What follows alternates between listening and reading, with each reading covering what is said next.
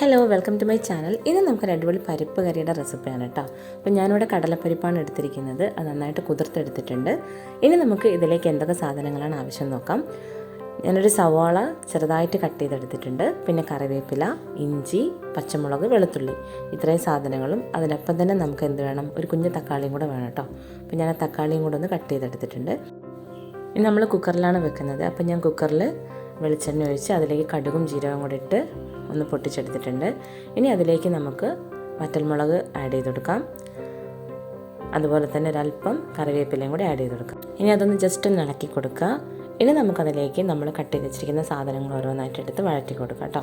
ആദ്യം നമുക്ക് എന്ത് ചെയ്യാന്ന് വെച്ചാൽ വെളുത്തുള്ളി ആഡ് ചെയ്ത് കൊടുക്കാം. അത് ജസ്റ്റ് ഒന്ന് ഇളക്കി കൊടുത്തതിന് ശേഷം നമുക്ക് ഇഞ്ചിയും പച്ചമുളകും കൂടി ആഡ് ചെയ്ത് കൊടുക്കാം. അത് ജസ്റ്റ് ഒന്ന് ഇളക്കി കൊടുക്കുക. ഇനി അതിലേക്ക് നമുക്ക് കട്ട് ചെയ്ത് വെച്ചിരിക്കുന്ന സവാള ആഡ് ചെയ്ത് കൊടുക്കാം.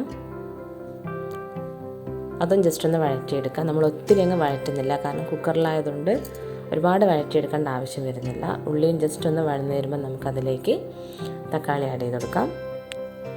ഇനി ഇതെല്ലാം കൂടി ഒന്ന് ജസ്റ്റ് ഒന്ന് ഇളക്കി കൊടുക്കുക. അതിനുശേഷം നമുക്കിതിലേക്ക് ആവശ്യമുള്ള പൊടികളൊക്കെ ആഡ് ചെയ്ത് കൊടുക്കാം. നമുക്കിതിലേക്ക് ആഡ് ചെയ്യേണ്ടത് ഉപ്പ് വേണം, അതുപോലെ തന്നെ അല്പം മഞ്ഞൾപ്പൊടി. പിന്നെ നമുക്ക് മുളക് പൊടി ഇടുമെന്ന് വെച്ചിട്ടുണ്ടെങ്കിൽ എരിവിനനുസരിച്ച് മാത്രം ഇടുക, കാരണം നമ്മൾ പച്ചമുളകും കൂടി ഇതിലേക്ക് ആഡ് ചെയ്തിട്ടുണ്ട്. അപ്പോൾ അതും കൂടെ നോക്കിയിട്ട് മുളക് പൊടി ഇടുക. അത് നന്നായിട്ടൊന്ന് വഴറ്റി പൊടികളൊക്കെ ഒന്ന് ജസ്റ്റ് ഒന്ന് വഴന്ന് വരുന്നവരെ ഒന്ന് ഇളക്കി കൊടുക്കുക. അതിനുശേഷം നമുക്കിതിലേക്ക് എന്ത് ചെയ്യാം, നമ്മുടെ പരിപ്പ് ആഡ് ചെയ്ത് കൊടുക്കാം. അതൊന്ന് ജസ്റ്റ് ഇളക്കി കൊടുക്കുക. പിന്നെ അതിലേക്ക് ഒരു ആവശ്യത്തിന് ഒരല്പം വെള്ളം കൂടി ഒഴിച്ചിട്ട് നമുക്ക് എന്ത് ചെയ്യണം, ഒന്ന് വേവിച്ചെടുക്കണം.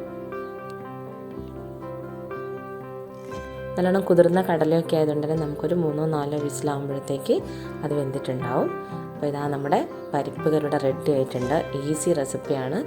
ചോറിനും ചപ്പാത്തിക്കൊക്കെ നല്ല ടേസ്റ്റാണ് കേട്ടോ.